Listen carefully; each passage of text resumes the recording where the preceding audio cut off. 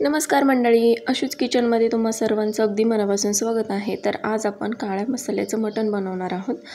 तर सर्वप्रथम मटण घेतलं आहे अर्धा किलो। त्याच्यामध्ये हळद, मीठ आणि कोथिंबीर टाकून एकजीव करायचं आहे। आता गॅसवर कुकर ठेवायचा, त्याच्यामध्ये तेल घालायचं आहे आणि ठेचलेलं खोबरं, लसूण, थोडीशी धने हे सगळं मिक्स करून घ्यायचे, कुटून घ्यायचे आणि ते टाकायचे। त्यानंतर मॅरिनेट केलेलं मटण घालायचे, छान 2 मिनिटं परतून घ्यायचं आणि थोडं परतलं की त्याच्यावरती झाकण ठेवायचं आणि मटण हे शिजवून घ्यायचं आहे।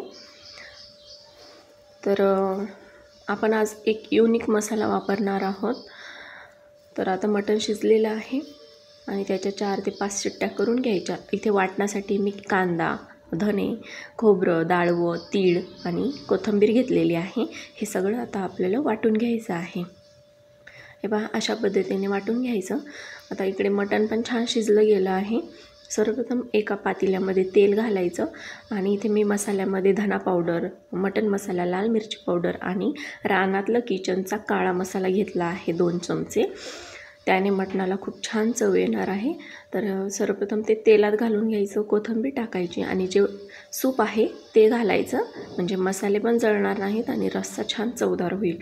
आणि त्यानंतर त्याच्यामध्ये जे वाटण करून घेतलं होतं ते घालायचं आहे। 2 मिनिटं छान वाटण हे परतून घ्यायचं तेल सुटेपर्यंत।